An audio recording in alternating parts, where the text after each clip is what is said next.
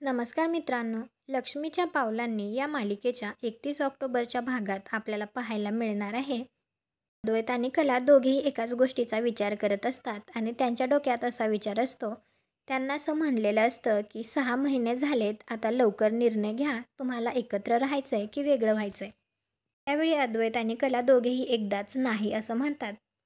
तर अद्वैत म्हणतो, मला तुझ्या हातची ब्लॅक कॉफी आयुष्यभर प्यायची आहे खरे. तर कला लगेच म्हणते, आणि मलासुद्धा भीती वाटली की आयुष्यभर तुझाच हात धरून झोपायचंय चांदेकर. आता तिथे ठेवलेले डिवोर्स पेपर्स कला आणि अद्वैत दोघे मिळून फाडतात आणि ते एकमेकांना आगाव आणि अति आगाव असं म्हणतात. दोघांच्याही चेहऱ्यावर खूप आनंद असतो. दुसरीकडे खरेच्या घरी लग्नाची सुपारी फोडण्याचा कार्यक्रम सुरू असतो. त्यावेळी आता कलाचे बाबा सुपारी फोडण्यासाठी दगड उचलतात. त्यावेळी मात्र कला आणि अद्वैत तिथे येतात. तर कला त्यांना थांबा असं म्हणते. आणि कला तिच्या आईला म्हणते, काजलच्या बाबतीतले कुठलेही निर्णय तू एकटीने घ्यायचे नाहीत. तिच्या बाबतीतले निर्णय मी घेईन. म्हणजेच हा सगळा काजलच्या सुपारीचा कार्यक्रम असतो आणि तिच्या आईने परस्परपणे हा निर्णय घेतलेला असतो. तुम्हाला हा भाग कसा वाटला ते कॉमेंट करून नक्की सांगा. व्हिडिओला लाईक करा. आपल्या मराठी मालिका चॅनलला सबस्क्राईब करा. भेटू पुढील भागात.